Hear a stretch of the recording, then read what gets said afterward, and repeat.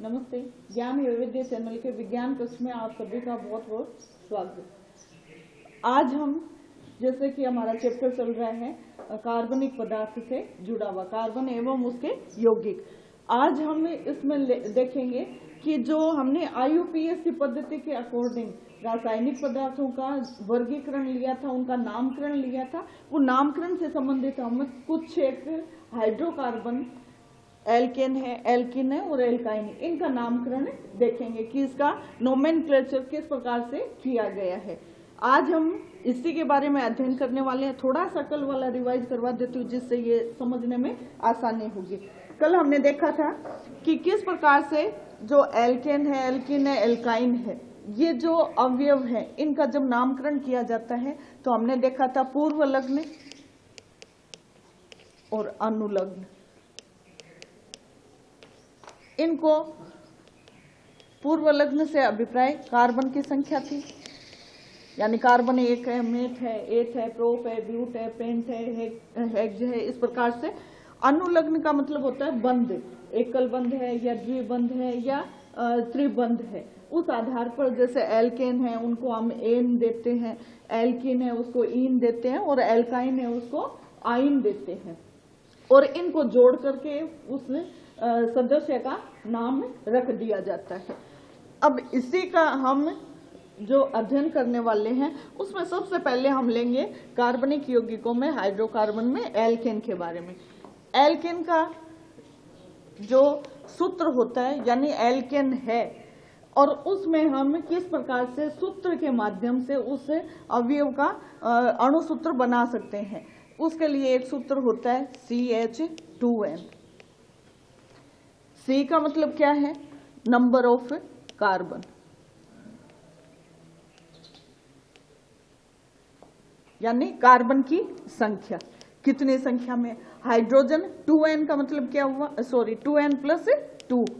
2N का मतलब क्या हुआ? जो कार्बन की संख्या है उसको दुगुना करके 2 जोड़ना है और उससे जो अवयव प्राप्त होगा उसको हम फिर अनुलग्न और पूर्वलग्न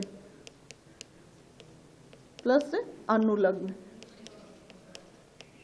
इनसे हम उसका नाम बनाएंगे। जैसे एग्जाम्पल के तौर पर कार्बन की संख्या 3 है और हाइड्रोजन 3 है तो 2 गुना N का मतलब 3 प्लस 2, 3 दूना 6, 3 दूना 6, 6 और 2 8, यानी C3H8।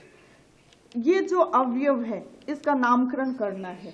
तो कल हमने देखा था meth, eth, prop, but, pent, hex, hept, hept के बाद में ऑक्ट। इस प्रकार से हमने देखा था। अब में सिर्फ 3 कार्बन है, इसमें 1 कार्बन होता है, इसमें 2 कार्बन होते हैं, इसमें 3 होते हैं, इसमें 4, 5, 6, 7, 8, इस प्रकार से। फिर आगे नैन और डेका होते हैं, 9 और 10 है। तो हमें 3 कार्बन वाला देखना है। 3 कार्बन वाला कौन सा है? प्रोप। तो हम क्या लगाएंगे? पूर्वलग्न प्रोप प्लस अनुलग्न। जो ये अवयव होते हैं एल्केन वाले, सबसे पहले हम एल्केन का नामकरण कर रहे हैं।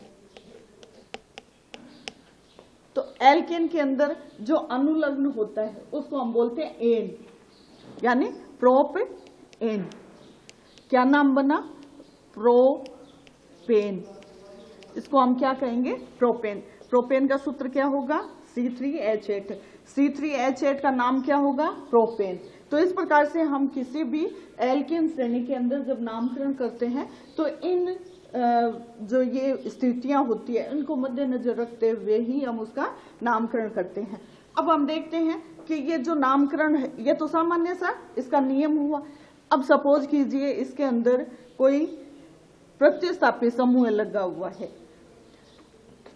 और कार्बन की लंबी श्रृंखला है, कार्बन कार्बन से जुड़ करके एक बहुत बड़ा लंबा एक यौगिक बना रहा है। तो उस स्थिति में हम इसको, ये तो सामान्य जानकारी हुई, अब हम इसका महत्वपूर्ण नियम लेते हैं कि किस प्रकार से हम लंबी श्रृंखला वाले कार्बनिक यौगिकों का एल्केन के अंदर है उसका नामकरण करते हैं। उसके लिए कुछ नियम है। वो नियम क्या क्या है? सबसे पहले हम लंबी कार्बन श्रृंखला का चयन करते हैं,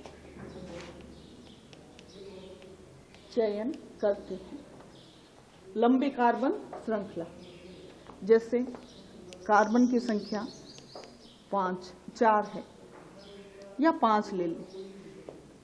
ये हमने पहले भी बताया था कि एक कार्बन के अंदर 4 संयोजी कोष होते हैं। एक जो संयोजी कोष होता है उसमें 4 इलेक्ट्रॉन होते हैं और उनका पूरा करने के लिए यानी अपनी संयोजकता को ये संतुष्ट करने के लिए क्या करता है, 4 अन्य अवयवों से इलेक्ट्रॉनों की साझेदारी करता है। उसके लिए जैसे सबसे हाइड्रोकार्बन ले रहे हैं तो हाइड्रोजन का उदाहरण, यानी एक कार्बन के ये 4 बंध होने कंपलसरी है। ये 4 बंध है, इसका मतलब इसकी संयोजकता क्या है, संतुष्ट हो चुकी है। तो इसी स्थिति में कार्बन एल्केन लेते हैं तो कार्बन कार्बन के बीच में क्या होता है, एकल बंध होना चाहिए। अगर वो स्थिति है तब उसको हम क्या कहेंगे, एल्केन। ये कल भी हमने लिया था। अब इसका एग्जाम्पल की सबसे पहले हम लंबी श्रृंखला का चयन करते हैं। ये लंबी श्रृंखला का चयन हो गया। अब इस लंबी श्रृंखला में हम देखते हैं कि इसकी वैलेंस पूरी करते हैं। सबसे पहले 1 2 3 4, 1 2 3 4, इसकी 1 2 3 4, इसकी 1 2 3 4, 1 2 3 4। ये यहाँ पर हाइड्रोजन लगे हुए हैं। ठीक है। इसको मैं ऐसे भी लिख सकती हूँ खोल करके, और इसको दूसरा तरीका और बताती हूँ। इस कार्बन के साथ में 3 हाइड्रोजन है तो CH3, इसके साथ में 2 हाइड्रोजन है तो CH2, इसके साथ में भी 2 हाइड्रोजन है तो CH2, इसके साथ में भी 2 हाइड्रोजन है और इसके बीच में CH3। ये यहाँ पर क्या है, कार्बन कार्बन के बीच में बंद है। ठीक है। अब हमने क्या नियम लिया है, सबसे पहले कि सबसे पहले हम लंबी कार्बन श्रृंखला का चयन करेंगे। ठीक है, कर लिया हमने। 1 2 3 4 5 कार्बन वाली थी और लंबी श्रृंखला को ले लिया। अब दूसरा इसमें नियम क्या कहता है कि ये जो लंबी श्रृंखला ली है, इस लंबी श्रृंखला के साथ साथ में सपोज कीजिए कहीं पर कोई समूह लगा हुआ है, प्रतिस्थापी समूह है। जो समूह लगा हुआ होगा कार्बन के साथ में यहाँ लग सकता है, यहाँ लग सकता है, इसके साथ में लग सकता है, इसके साथ में लग सकता है, कहीं पर भी ये लग सकता है। इस प्रतिस्थापी समूह की हमें पहचान करनी पड़ती है। यानी ये हमारा क्या हो गया, दूसरा नियम हो गया। पहले वाले में हमने लंबी श्रृंखला ली, दूसरे वाले में हम प्रतिस्थापी समूह को चयनित करेंगे। ठीक है, ये प्रतिस्थापी समूह है, इसको हमने देख लिया। प्रतिस्थापी समूह कौन कौन से हो सकते हैं, CH3। ये यहाँ पर ये क्या लगाया है, दूसरे कार्बन से या हाइड्रोजन से जुड़ने के लिए। यानी 3 वैलेंसी तो इसकी पूरी हो गई, लेकिन 1 वैलेंसी अभी भी इसके पास में बाकी है। तो ये दूसरे किसी अवयव से जुड़ सकता है, किसी तत्व के परमाणु से ये जुड़ सकता है। इसको बोलते हैं मैथिल समूह। ये प्रतिस्थापी है समूह है, यानी यह हाइड्रोजन को निकाल करके उसकी जगह पर फिट हो जाते हैं। ये CH3 CH2, इसको बोलते हैं एथिल। एक होता है CH CH3 CH3। ठीक है, 2 हो गए। एक इसका ये समूह है, यानी दूसरे अवयव से जुड़ेगा। इसको बोलते हैं आइसोप्रोपिल।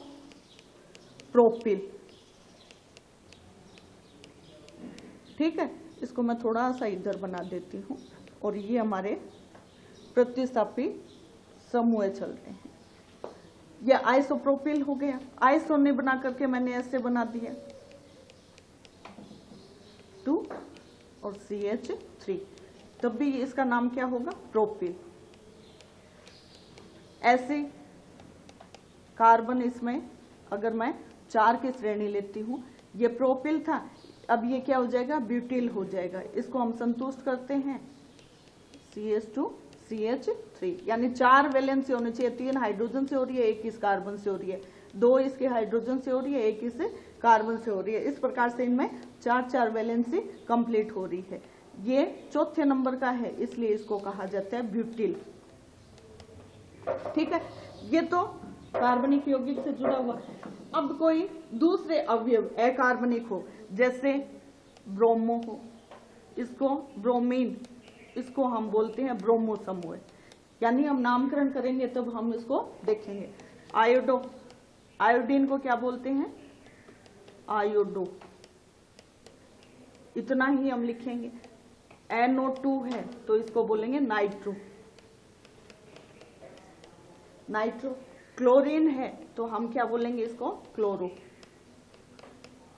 क्लोरो हो गया। ये हमारे कुछ विशेष समूह है जिनको हम यहाँ पर देखेंगे कि कार्बन श्रृंखला में वो कहाँ पर लगा हुआ है। ठीक है, ये हमारा दूसरा नियम हम पढ़ रहे हैं। तीसरा कि सपोज कीजिए ये जो श्रृंखला है, इस श्रृंखला में इस प्रकार से कोई बीच में अवयव लगा हुआ है, इसको हमने बोल दिया, इसको CH, इसको CH2, इसको CH2 और इसको CH3 और इसको कर दिया CH3। ये कोई हमारे पास में कार्बन श्रृंखला है। इसमें क्या है कि संख्या इधर से हम लेते हैं 1 2 3 4 5। ठीक है, सपोज कीजिए इसको मैंने यहां से ऐसे कर दिया, सीधा कर दिया, तो ये भी कार्बन क्या होगा? इससे जुड़ जाएगा। ये देखिए, और ये क्या हो जाएगा? ये पहले प्रतिस्थापित समूह था, अब क्या हो जाएगा? इस मेन श्रृंखला में शामिल हो जाएगा। 1 2 3 4 5 कार्बन हो गए, और ये इधर इस कार्बन के साथ में क्या है? ये समूह जुड़ा हुआ है। ठीक है, तो यहाँ पर हम इसको भी प्रतिस्थापित समूह ले सकते हैं या फिर इसको हम प्रतिस्थापित समूह ले सकते हैं। दोनों में से किसी एक को हम प्रतिस्थापित समूह कह सकते हैं, लेकिन इसके लिए क्या होना चाहिए कि कार्बन श्रृंखला में वो स्थिति आनी चाहिए, यानी कार्बनिक अवयवी होना चाहिए। सपोज कीजिए ये नाइट्रोजन यहाँ पर लगा हुआ है, नाइट्रो समूह, तो उस स्थिति में हम इसको यहाँ से काउंट नहीं करेंगे, बल्कि कार्बन की श्रृंखला लेनी है, कार्बन को हमें काउंट करना है, तो कार्बन वाला ही अवयव उसमें काउंट होगा। ठीक है, तो जिधर से संख्या ज्यादा आ रही है, सपोज कीजिए यहाँ पर CH3 और इससे एक और CH3 लगा हुआ है, तो ऐसी स्थिति में क्या होगा? इधर से तो हम ले रहे हैं 1 2 3 4 5 और इधर से क्या हो रहा है? 1 2 3 4 5 6, यानी 6 कार्बन आ गए, और इधर से हम लेते हैं तो सिर्फ 5 ही कार्बन आते हैं। ऐसी स्थिति में हम क्या करेंगे? जिधर से 6 कार्बन आ रहे हैं उसी को हम इसमें शामिल करेंगे। तो इधर अपने पास में क्या आ रहा है? 6 कार्बन आ रहे हैं, 6 कार्बन आ रहे हैं ना। ये यहाँ पर CH3 लिखा हुआ था, जो 4 वैलेंसी होती है, 1 2 3 और 4, CH2 है। तो इस प्रकार से हमने क्या कर लिया? इधर से हमने ले लिया, यानी जिधर लंबी श्रृंखला बनेगी उसको हम चयनित करेंगे। इधर से हमने ले लिया, यानी 1 2 3 4 5 6। ये हमें कब आवश्यकता पड़ेगी?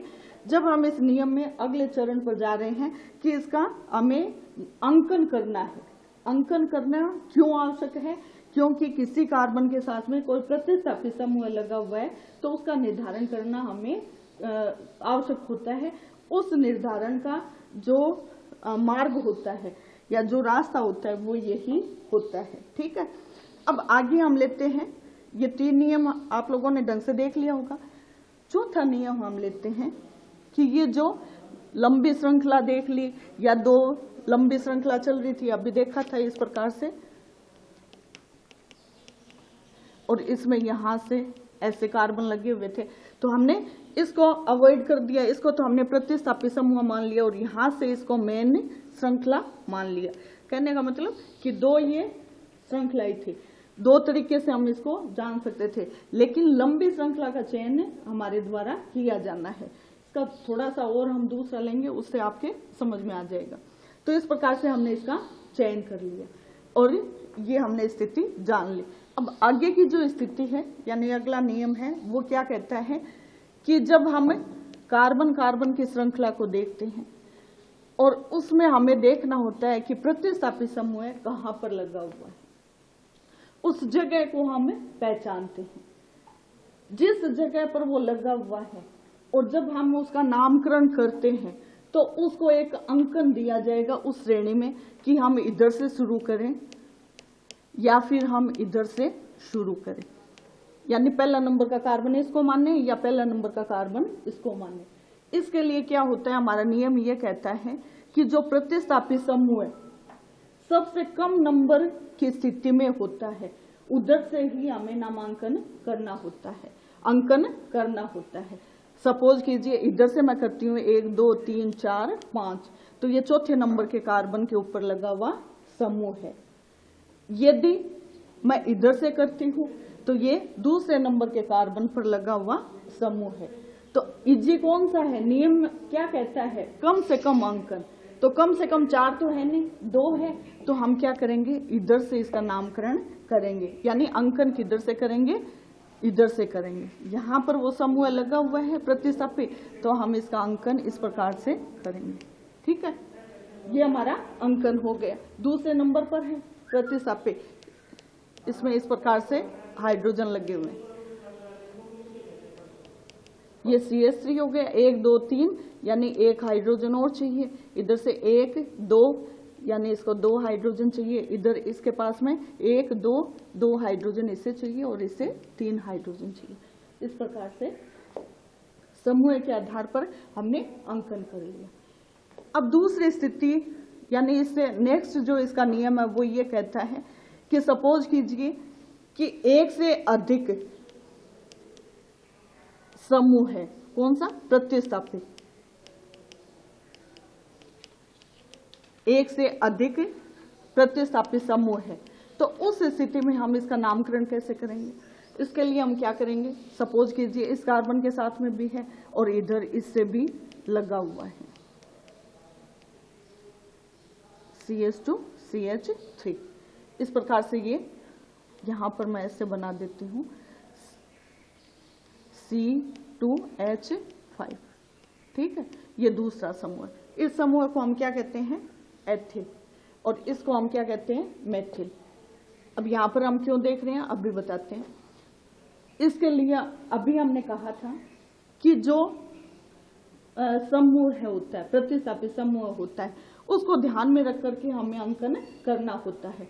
पहले तो हमने इधर से किया, अब हमारा नियम क्या कहता है, 2 अलग अलग प्रतिस्थापी समूह है। सबसे पहले तो हम प्रतिस्थापी समूह की पहचान करते हैं। दूसरा, प्रतिस्थापी समूह को हम अल्फाबेटिकली देखते हैं, जैसे ये मैथेन है, M से शुरू हो रहा है यानी मैथिल समूह है, और ये एथिल समूह है, एथिल समूह E से शुरू हो रहा है।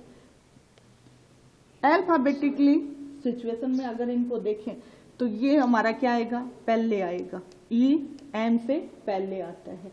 इसका मतलब हमारा फोकस किधर रहेगा, मेन प्रतिस्थापी समूह किसको मानेंगे, इसको मानेंगे। इसको जिधर से कम अंक मिलेगा उधर से हम इसका क्या करेंगे, अंकन करेंगे। ठीक है, सॉरी CH3।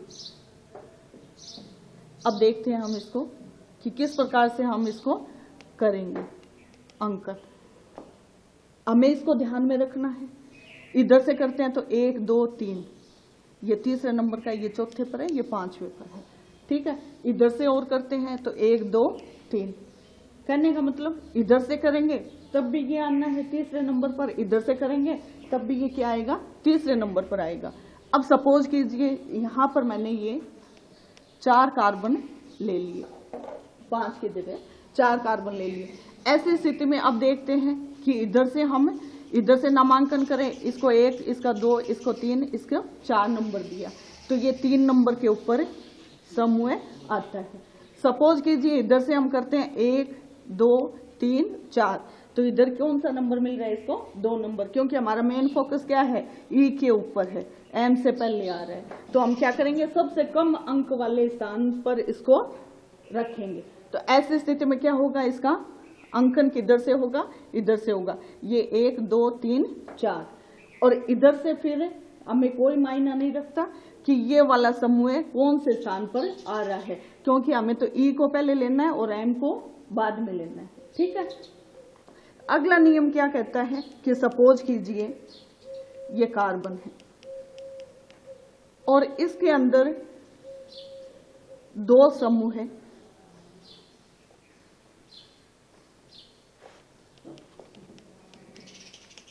ये है, इसमें सपोज कीजिए 2 समूह है, एक जैसे एक स्थान पर है और एक को मैंने यहां पर लगा दिया, यानी इसके पास में CH2 है और इसके पास में CH2 है, इसके पास में CH2 है, इसके पास में भी, इसके पास में 1 2 3 4 वैलेंसी कंप्लीट है और इसके पास में भी क्या है, CH3 है।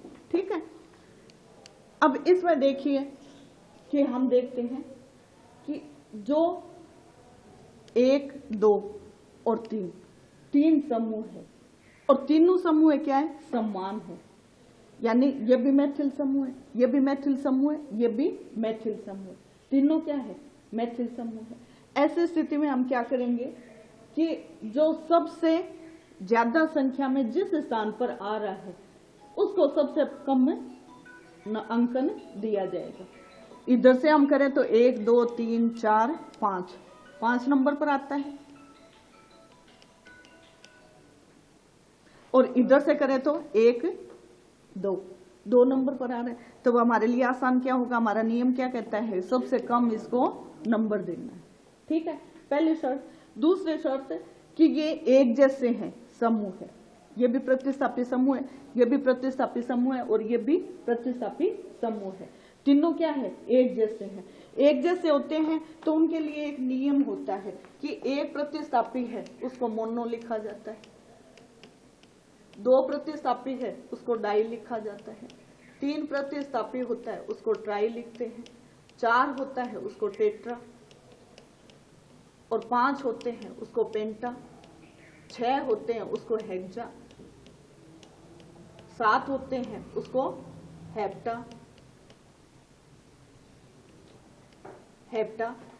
ओक्टा। इस प्रकार से हम देखते हैं कि इनको समूह के पहले लिख दिया जाता है। जैसे कि मेथिल है, 1 2 3 मेथिल है, 3 मेथिल को हम क्या कहेंगे, ट्राई, और मेथिल है तो क्या लिख देंगे, ट्राई मेथिल। दूसरा, जब हम उसका नामकरण करेंगे तो कौन कौन सी जगह पर है, दूसरे नंबर पर है, 2 है तो हम क्या लिखेंगे, 2 2। ठीक है, फिर कौन से नंबर पर है, 5 नंबर पर है तो हम क्या लिखेंगे, कोमा करके 5 लिख देंगे और फिर हम आगे क्या लगा देंगे, एक डेस लगा देंगे। डेस लगाकर हम क्या लिखेंगे, कौन सा समूह है, मेथिल। ठीक है, ये मेथिल हो गया। अब इसका नाम देखते हैं, इनको तो हमने ले लिया, अब हमारे पास में कार्बन कितने बचे, 1 2 3 4 5 और ये सब क्या है, सिंगल बंध वाले हैं। सिंगल बंध वाले को हम क्या कहते हैं, एल्केन। और कार्बन कितने हैं, 5 है, 5 कार्बन वाले को हम क्या कहते हैं, 5 कार्बन बताया था, पेंट। और उसके आगे क्या लगाना है, बंध के आधार पर एन, एकल बंध है तो एन लगेगा। तो ऐसी स्थिति में इसका नाम क्या बन जाएगा, पेंटेन। ये क्या बन गया, पेंटेन। ठीक है, 2 2 5 ट्राई मेथिल, सॉरी ट्राई नहीं लिखा, ट्राई मेथिल। ठीक है, ट्राई मेथिल। फिर से इसका नाम लिख देती हूँ मैं, इधर लिख देती हूँ, 2 2 पर 2 है, फिर 5 नंबर पर है, 5 फिर डेस, ट्राई मेथिल। 5 कार्बन वाले को हम कहते हैं पेंट और एन इसमें लगाना है, यानी पेंटेन। इस प्रकार से इस अवयव का हमने नामकरण कर दिया। क्या गया, 2। जब हम एक जैसे समूह है या समूह से पहले कि कौन से नंबर पर लगा हुआ है, उस आधार पर हम क्या करते हैं, उस नंबर को मेंशन करते हैं। और जैसे सपोज कीजिए ये सिर्फ एक ही समूह उधर 5 नंबर पर लगा हुआ होता तो हम क्या कहते, 5 नंबर पर लगा हुआ होता। अब वो 5 नंबर पर नहीं रहता, जिधर प्रतिस्थापी समूह होता उधर से हमें अंकन करना पड़ता, तो ये किस नंबर पर होता, पहले नंबर पर होता, तो उसको हम क्या कहते, 1 और फिर डेस लगा देते, 1 मेथिल पेंटेन। ठीक है। और अभी हमने क्या किया था कि यहाँ पर यह समूह था CH3, इधर भी समूह था CH3, तब हमने क्या किया था 2 2 5 कोमा लगाएंगे। 2 नंबर आ रहे हैं, 3 नंबर आ रहे हैं, तो नंबरों के पास में तो हम क्या करेंगे, कोमा लगाएंगे। और जब ये नाम लिखेंगे तब हम क्या करेंगे, ट्राई हाइफन बोलते हैं इसको, यानी ये डेस वाला हम काम में लेते हैं। इस प्रकार से हम इसका नामकरण करते हैं। ठीक है, यानी ये तो कब स्थिति बनेगी, जब एक से अधिक समान समूह हो। अब अगला इसका नियम देखते हैं कि समूह है अलग अलग हैं और उनकी स्थिति के आधार पर हम देखते हैं कि कैसे। सपोज कीजिए एक पर हमने लगा दिया CH3 और एक पर लगा दिया हमने आइडो। ठीक है, इसको हमने दे दिया CH3 और इसको हमने दे दिया CH, इसको हमने दे दिया CH 1 2 3 4 और इसको हमने दे दिया CH2, इसको हमने दे दिया CH3। अब इसका अंकन किधर से करेंगे, यदि इधर से करते हैं 1 2 3 4 5 कार्बन है, इधर से प्रारंभ करते हैं तभी ये क्या है 5 कार्बन है। तो हम इधर से करें या इधर से करें, बात एक ही है, क्योंकि इसी के पास में एक प्रतिस्थापी समूह आना है, चाहे ये आए चाहे ये आए। ठीक है, अब हमारा नियम क्या कह रहा था कि प्रतिस्थापी समूह में अल्फाबेटिकली हमें ध्यान रखना है। ये आयोडो है तो I से शुरू हो रहा है, ये मेथिल है तो ये M से शुरू हो रहा है। M से पहले कौन आएगा, I आएगा, तो I को हमें ध्यान में रखना है कि I कौन से नंबर पर आ रहा है। इधर से करेंगे तब भी ये तीसरे नंबर पर आ रहा है, इधर से करेंगे तब भी ये क्या होगा, तीसरे नंबर पर आ रहा है। यानी इसको कोई फर्क नहीं पड़ रहा इधर से कर ले या इधर से कर ले, यहां से भी करेंगे तब भी ये तीसरे नंबर पर आना है। अब हम क्या करेंगे, ये तो हमारा अल्फाबेटिकली था। अब सपोज कीजिए इसको नंबर ही तीसरा मिल रहा है, भले इधर से हो इधर से हो, तो ऐसी स्थिति में हमारे पास में ऑप्शन है कि इसको हम महत्व दें। तो ऐसी स्थिति में ये कौन से नंबर पर है, 2 नंबर पर है, तो हम इसको 2 नंबर दे सकते हैं। इधर से हम इसका नंबरिंग कर सकते हैं। जैसे इसका नाम 3 क्या लगाना है, कोमा नहीं, हाइफन,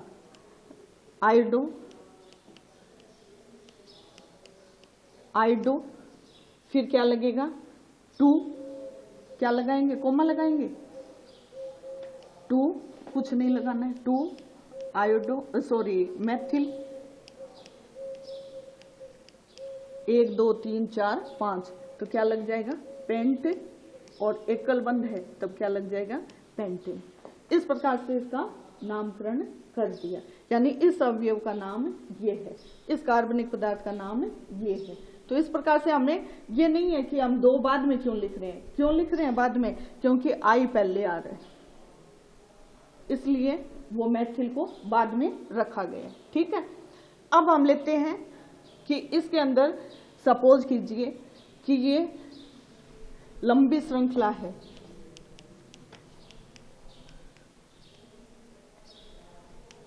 इधर भी दोनों तरफ समूह लगे हुए हैं और इधर इसके पास में 2 समूह है। इसके पास में CH3 है, इसके पास में 2 है तो 2 और हाइड्रोजन लग जाएंगे, इसके पास में 1 कमी है तो 1 हाइड्रोजन लग जाएगा, और इसके पास में 1 2 यानी 2 बॉन्ड की कमी है तो CH2 लग जाएगा, और इसके पास में 1 2 3 है तो इसको 1 हाइड्रोजन चाहिए, इनके पास में 3 हाइड्रोजन है। सबसे पहले तो हम क्या करेंगे, वो वापस सारे नियम आ रहे हैं जो इस सदस्य का नामकरण करना है। तब सबसे पहले हम सबसे लंबी श्रृंखला को देखेंगे। यहाँ से हम लेते हैं 1 2 3 4 5 6, यहाँ से लेते हैं 1 2 3 4 5 6। ठीक है, इधर से देखते हैं 1 2 3 4 5 6, या इधर ये वाला नहीं ले, ये ले तब भी 6 है। तो ऐसे स्थिति में हमें क्या करना होगा कि जो ज्यादा शाखित है, प्रतिस्थापी लिए हुए हैं, उधर से हम उसको प्रारंभ करते हैं, नामांकन उधर से करते हैं, अंकन उधर से करते हैं। 1 दूसरे नंबर, क्योंकि ये एक लंबी श्रृंखला, यदि इसको खोल दिया जाए तो एक लंबी श्रृंखला बन जाएगी, इस प्रकार से बन जाएगी। कितने कार्बन वाली, 6 कार्बन वाली, 1 2 3 4 5 6। अब क्या हो जाएगा, ये तो प्रतिस्थापी समूह हो जाएगा। और इधर इनमें से भी एक क्या हो जाएगा, प्रतिस्थापी समूह हो जाएगा। और इधर जो ये वाला है ये क्या हो जाएगा, इसके साथ में प्रतिस्थापी समूह बना लेगा। ठीक है, अब इसको आगे इसमें देखेंगे तो समझ में आ जाएगा। इधर से नामांकन किया 1 2 3 4 5 6, ठीक है, ये 6 कार्बन। अंकन सबसे कम वाले को, यानी जो प्रतिस्थापित समूह है उसको ध्यान में रख करके जो अधिक प्रतिस्थापित हो रहा है, यानी इससे 2 शाखाएं निकल रही हैं, ऐसी स्थिति में हमने इसको इधर से नंबरिंग किया। अब ये पहला नंबर का, ये दूसरे नंबर का है। दूसरे नंबर पर क्या है, मैथिल समूह है, यानी दूसरे समूह पर, दूसरे कार्बन के ऊपर है। तीसरे पर क्या है, एथिल है, इसको हम क्या कहेंगे, एथिल प्रतिस्थापित समूह है। ठीक है, 5वें पर क्या है, मैथिल प्रतिस्थापित समूह है। तो हम इसका नामकरण कैसे करेंगे, पहले क्या आएगा, मैथिल आएगा कि एथिल। हमारा नियम क्या कहता है, अल्फाबेटिकली जचाओ और फिर जो पहले आता है उसको पहले रखो। ई पहले आएगा, एम से एथिल, मैथिल। एथिल पहले आएगा तो इसको क्या कहा जाएगा, ये पहले नंबर पर आएगा, ये दूसरे नंबर पर आएगा। अब इसका नामकरण कैसे करते हैं, पहले हम क्या लेंगे, एथिल लेंगे। एथिल कौन से नंबर पर है, 3, तो हम क्या लिखेंगे, 3 डेस एथिल। ठीक है, अब क्या आ रहा है, दूसरे नंबर पर हमारा मैथिल। मैथिल कहाँ है, दूसरे नंबर के कार्बन पर है 2। फिर 5वें नंबर के कार्बन पर है तो 2 5 2 मैथिल हो गए, तो क्या लग जाएगा, डाई। और फिर आगे क्या लिखेंगे, मैथिल। और फिर कार्बन देखिए 6 थे, तो 6 से क्या बनता है, हेक्स। और एन उसके आगे लगा दिया तो क्या नाम बन गया, 3 एथिल 2 5 डाई मैथिल हेक्स। इस प्रकार से इसका नामकरण कर दिया जाता है। ठीक है, आया समझ में। अब हम छोटे से एग्जाम्पल से शुरू करते हैं जिससे आपको इजीली समझ में आ जाएगा। जैसे इसका जो पहला सदस्य होता है वो एक कार्बन वाला होता है और उसके बाद में काफी लंबी श्रृंखला को इसमें प्राप्त किया जा सकता है।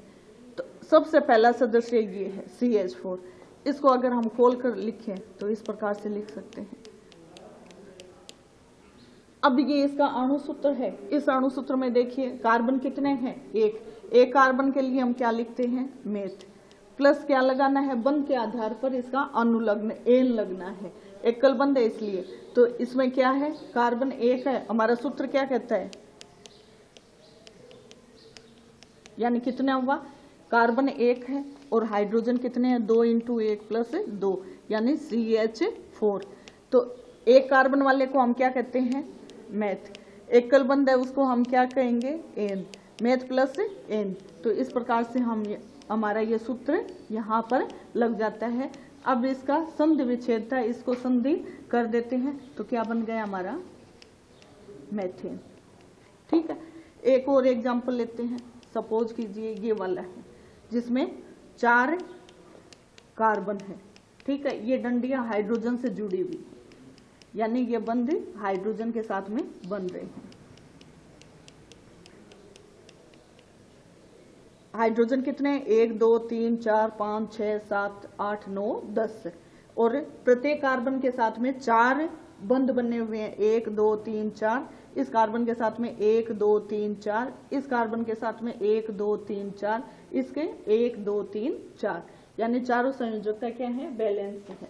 ठीक है, अब इसका नामकरण करेंगे। 4 कार्बन है तो 4 वाले को क्या कहते हैं, ब्यूट।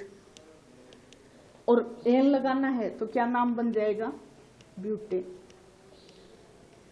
ठीक है, ये ब्यूटेन नाम बन गया। दूसरा एग्जाम्पल, ये तो नॉर्मल था। दूसरा कोई प्रतिस्थापी का लेते हैं, प्रतिस्थापी समूह को ध्यान में रखते हुए। ये है, इसमें मैंने यहाँ पर CH3 लगा दिया। ये CH3 है और इसको CH कर दिया, इसको CH2 कर दिया और इसको CH3 कर दिया। इधर है, इधर से हम क्या करेंगे, नाम अंकन करेंगे, पहला नंबर का, दूसरा का, तीसरे का, चौथा का। इधर से करेंगे तब तो ये तीसरे नंबर पर आएगा, इधर से करेंगे तो सबसे नजदीक वाला देखना है तो ये 2 नंबर पर है। तब इसका नामकरण कैसे करेंगे? 2 मेथिल 1 2 3 4, 4 को हम क्या कहते हैं? ब्यूटेन। तो हमारा नाम क्या हो गया? 2 मेथिल ब्यूटेन। ठीक है। अब सपोज कीजिए यहाँ पर एक कार्बन से तो I जुड़ा हुआ है, एक से NO2 जुड़ा हुआ है।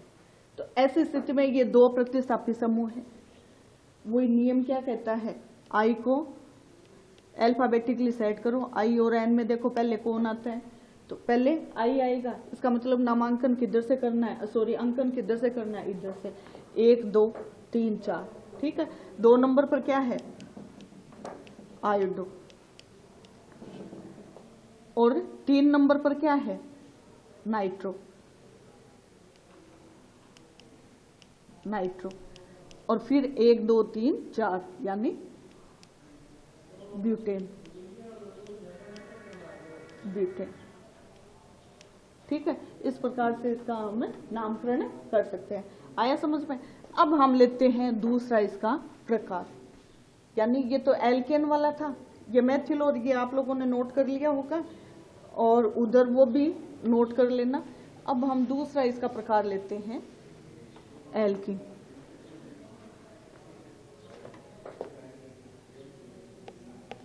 एल्कीन। एल्कीन में क्या होता है? इसका सूत्र तो होता है ये, और कार्बन कार्बन के बीच में कहीं ना कहीं पर एक जगह पर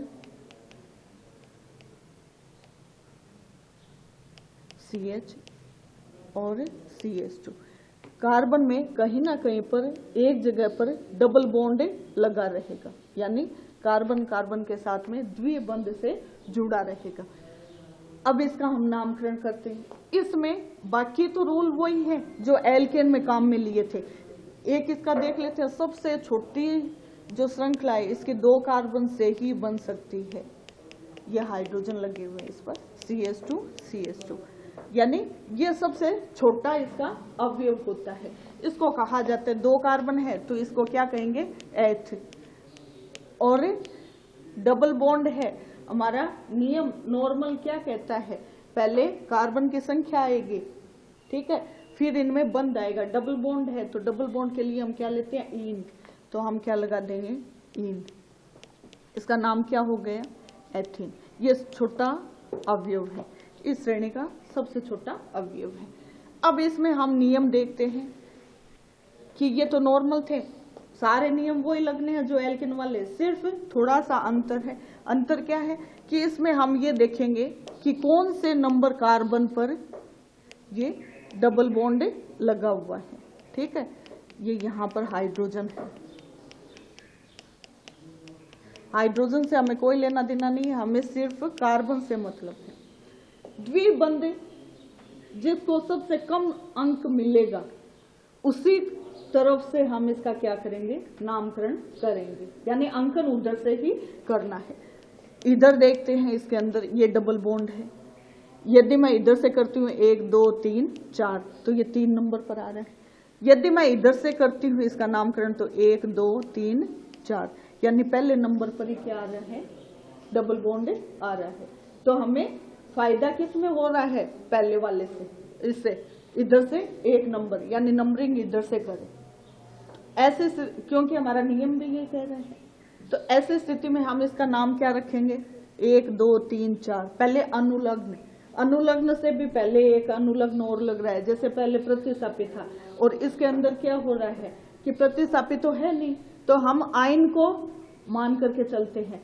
उस आधार पर इसका अनुलग्न लगाते हैं कि ये कौन से नंबर पर लगा हुआ है। तो इसको हमने क्या दे दिया? 1 नंबर पर है तो 1 1 2 3 4 क्या है ये? ब्यूट, और क्या लगाना है? ईन लगाना है। तो क्या बन गया? 1 ब्यूटीन। ठीक है। सपोज कीजिए ये यहां पर नहीं है, मैंने इसको यहां पर लगा दिया। ठीक है। ये यहां से हटा करके और मैंने इसको यहां पर लगा दिया। तो यहां पर लगाने का मतलब हो गया कि इसके पास में एक हाइड्रोजन कम हो गया। अब सपोज कीजिए इधर से मैं नामांकन करती हूँ 1 2 3 4, ठीक है, दूसरे नंबर पर आ रहा है। इधर से करती हूँ तो 1 2 3 4 यानी दूसरे नंबर पर आ रहा है। किधर से भी कर लिया मैंने, और ये कौन से नंबर पर आ रहा है, 2 नंबर पर आ रहा है। तो ऐसे स्थिति में मैं क्या करूंगी कि इधर से किधर से भी कर लो, 1 2 3 4, 2 नंबर पर आ रहा है, तो इसका नाम क्या हो जाएगा अब, ब्यूटेन, ठीक है, ब्यूटेन, ये 2 नंबर पर आ गया, ठीक।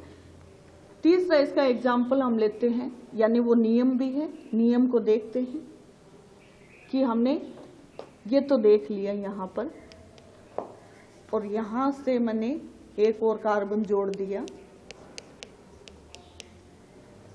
और इस कार्बन से मैंने एक समूह लगा दिया, ठीक है। ये एकल बंध है और इसके पास में 1 2 बचे, तो ये 2 आ गए, ठीक है। अब हमें देखना है कि इसका नामकरण हम कैसे करेंगे। हमारा नियम क्या कह रहा है, जहां पर आयन होगा उसको पहले इंपॉर्टेंस देनी है।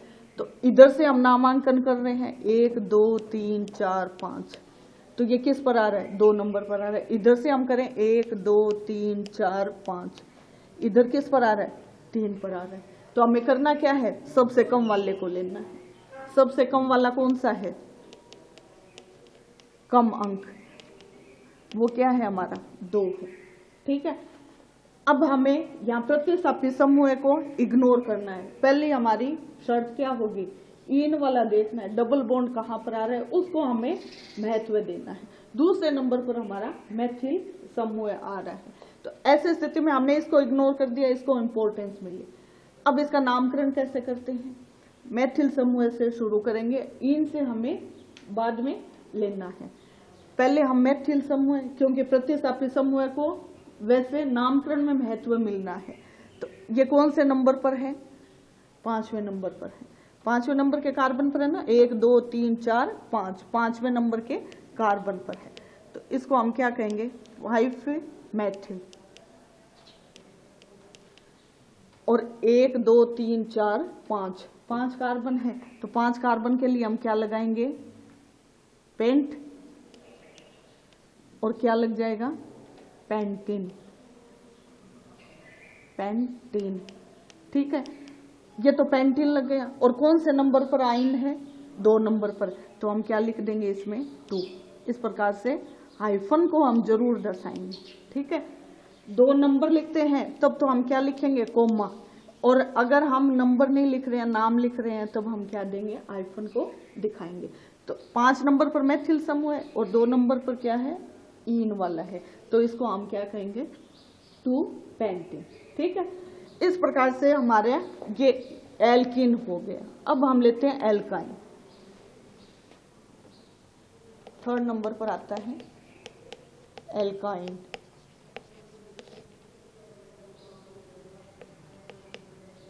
एल्काइन, ठीक है। इसमें भी वही नियम है जो एल्कीन वाला लिया था। अब इसके अंदर सूत्र देखते हैं, H2N-2, ठीक है। पहला कार्बन से बनना नहीं है, 2 कार्बन इसका देखते हैं, C2H, 2 × 2 - 2, तो ये क्या हो गया, 2 दूना 4, C2H, 4 में से 2 गए, कितना बचा, 2। तो सबसे छोटा क्या है, ये वाला है। नामकरण कैसे करेंगे, नामकरण वैसे ही है जैसे एल्केन वाला किया था। इसमें क्या करना है, पूर्व लग्न में तो वही कार्बन की संख्या दिखानी है, 2 कार्बन की संख्या है, तो इसको हम क्या कहेंगे,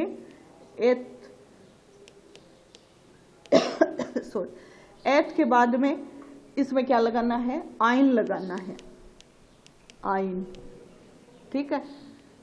अब हमारा क्या बन गया, एथाइन, ठीक है। ये अवयव का नाम क्या हो गया, एथाइन हो गया। ये तो हमारा सामान्य नियम के अनुसार हो गया। बाकी का नियम क्या है, जैसे एल्केन वाला लिया था वैसे ही है। अब इसके अंदर हम एल्काइन वाला एग्जाम्पल लेते हैं, जिसमें लंबी श्रृंखला है कोई, और उसमें मैंने यहाँ पर मैंने क्या कर दिया, आयन लगा दिए। यानी ट्रिपल बॉन्ड, जिसमें त्रिबंध होगा उसको क्या कहा जाएगा? एल्काइन। जिसमें CnH2n-2 सूत्र लगेगा उसको क्या कहेंगे? एल्काइन। ऐसी स्थिति में जैसे इसमें कार्बन कार्बन, इनमें भी नियम क्या कह रहा है? जहां पर ये बंध लगा हुआ है, जो सबसे कम अंक ले रहा है, उधर से हम शुरू करेंगे। जैसे इसको इधर से नंबरिंग दिया तो ये तीसरे नंबर पर था, और इधर से हम नंबरिंग दे तो 1 2 3 4 5, तो कौन से नंबर पर आ रहा है? 2 नंबर पर आ रहा है। तो हमारा नजदीक कौन सा है? 2 नंबर वाला है। तो इसका नामकरण हम कैसे करेंगे? 2 नंबर के कार्बन पर है तो 2, 1 2 3 4 5, इसको हम CH3 कहेंगे, और इसको हम H यानी CH2, और इसको हमने वापस CH3 लगा दिया। ये इसका सूत्र है। 2 नंबर पर है और 5 कार्बन है, तो इसके लिए हम क्या लगाएंगे? पेंट। और आगे क्या लगाना है? आइन। तो क्या बन गया हमारा? पेंटाइन। इसको हम ऐसे लिख सकते हैं 2 पेंटाइन। ये इसका सूत्र हो गया, सॉरी नाम हो गया। ठीक है। अब हम ले, जैसे उसमें भी लिया था कि कोई समूह लगा हुआ है, और उस समूह के आधार पर हम कैसे करेंगे? जैसे यहां पर लगा दिया हमने C2H5। ठीक है। महत्व किधर मिलना है? इसको मिलना है, महत्व इसको देना है। तो ऐसी स्थिति में नामकरण किधर से होगा? इधर से ही होना है। हम क्या करेंगे? इसको हम देखेंगे चौथे नंबर पर क्या लगा हुआ है? एथिल समूह। तो हमने क्या कर दिया? 4 एथिल, और 2 नंबर पर क्या है? आइन है। तो क्या लगा देंगे? 2, 1 2 3 4 5, वही क्या लग जाएगा? पेंटाइन। ठीक है। ये पेंटाइन हो गया, इसका नामकरण दे दिया। सपोज कीजिए ये त्रिबंध 2 जगह आ जाए, तो ऐसी स्थिति में हम क्या करेंगे? जैसे यहां पर त्रिबंध आ गया, 2 जगह आ गया, यहां पर भी आ गया, यहां पर भी आ गया। अब नामकरण सबसे नजदीक होगा, अंकन उधर से करेंगे। तो सबसे पहले इसको देंगे नंबर 2 3 4 5। ठीक है। कार्बन की वैलेंसी चेक कर लेना, इसके पास में 1 कम है तो ये हाइड्रोजन इससे लग गई। ठीक है। इसके 4 हो रही है, इसके भी 4 हो रही है, इसकी भी 4 हो रही है। अब इधर से नामकरण किया, तो नामकरण करने के लिए जैसे हमने एक जैसे समूह थे उनके लिए मोनो, डाई, ट्राई, इस प्रकार से काम में लिया था, वैसे इसमें हम काम में लेंगे। पहले नंबर पर है, ठीक है, फिर कोमा लगाएंगे। दूसरा और कहाँ पर है? तीसरे नंबर के कार्बन पर है। 1 3 क्या है? 1 2 3 4 5, क्या लगा देंगे? पेंट। अब कितने हैं? डाई है ना 2, तो हम क्या लगा देंगे? डाई आइन। ठीक है। इसको ऐसे भी लिख सकते हैं, इसको ऐसे भी लिख सकते हैं 1 3 डाई आइन पेंट, सॉरी डाई पेंटाइन। इसके लिए मैं श्योर नहीं हूं, हम इसका नाम ऐसे ही लिखेंगे कि इसका नाम क्या हो गया? 1 3 पेंट डाई आइन। इस प्रकार से हम इसका नाम दे सकते हैं। इसमें ऐसा भी हो सकता है पेंटा डाई आइन, 1 3 पेंटा डाई आइन, और दूसरा नाम इसका हम दे सकते हैं कि पेंट 1 3 डाई आइन। ये है दूसरा इसका नाम। ठीक है। इस प्रकार से हम इसका नामकरण कर सकते हैं। तो ये विभिन्न प्रकार के हमने उदाहरणों के द्वारा समझा कि किस प्रकार से हम एल्केन और एल्काइन इनका हम नामकरण कर सकते हैं। अब हमें एक चीज और इसमें बताना भूल गए, जो उसके वर्गीकरण किया था उस समय बताया था। एल्किन और एल्काइन, इन दोनों को ओलिफिन्स कहा जाता है। ओलिफिन्स क्यों कहा जाता है? क्योंकि ये असंतृप्त हाइड्रोकार्बन। असंतृप्त का मतलब क्या होता है? कार्बन कार्बन के बीच में डबल बॉन्ड हो या कार्बन कार्बन के बीच में ट्रिपल बॉन्ड हो। CH2 लगा दिया। ये हो जैसे कार्बन कार्बन के बीच में डबल बॉन्ड हो गया, एक एक समूह से जुड़ रहे हैं और CH दिखा दिया। या कार्बन कार्बन के बीच में ट्रिपल बॉन्ड हो, ये किसी से जुड़ रहा है। इनका मतलब क्या होता है? प्रतिस्थापी समूह है, यानी यहाँ पर कोई भी प्रतिस्थापी आकर जुड़ सकता है। तो डबल बॉन्ड हो या ट्रिपल बॉन्ड हो, उनको असंतृप्त हाइड्रोकार्बन कहा जाता है। यानी ये इसकी दूसरी विशेषता है, असंतृप्त हाइड्रोकार्बन। वर्गीकरण में ले लिया था हमने ये हाइड्रोकार्बन।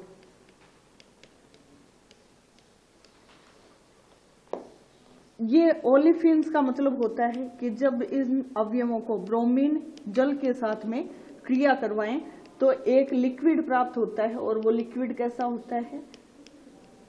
ऑयली होता है।